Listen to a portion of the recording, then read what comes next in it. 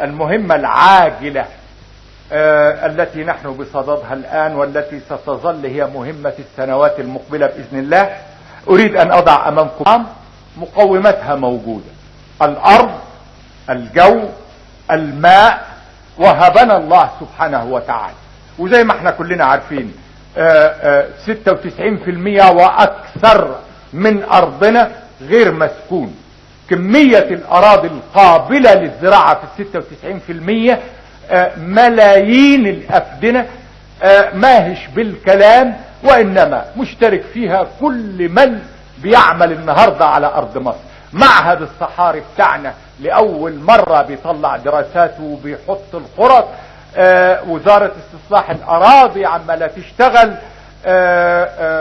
سمعتم طبعا في زياراتي سواء في الوادي الجديد أو في الجنوب عند أسوان 350 كيلو بتوع بحيرة ناصر، أو الصالحية أو سيناء، ملايين الأفدنة وملايين الأمتار المكعبة من أحلى ماء عذب في الدنيا وهو ماء النيل موجودة وبنرميها في البحر الأبيض. كل ما هناك ننقلها إلى الأرض الجديدة.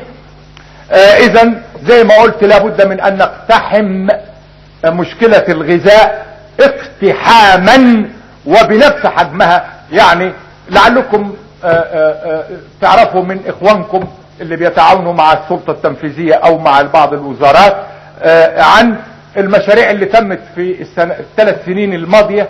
ملايين الدواجن والبيض طلعوا، لكن ما حدش حاسب ليه. ده من 3 سنين ملايين زادوا السنة دي، ملايين من السنة اللي فاتت والسنة دي ملايين زادت على انتاجنا. ما ظهرتش ليه؟ لانه بنزيد كل 10 اشهر مليون، مش كل سنة، بنزيد كل 10 اشهر مليون. عشان كده يا دوبك قادرين بالملايين اللي من 3 سنين حطينا الخطط لقيامها وقامت فعلا وبتقروا عنها. لا زال احنا بنعاني.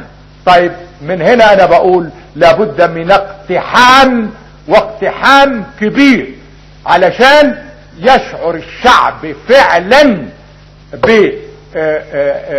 ان الطعام متوفر بالسعر الذي يستطيعه وبالوضع اللي لا يكون عبء ابدا. وزي ما قلت لا عذر لنا، كل المقومات موجودة، مش هنستوردها من الخارج.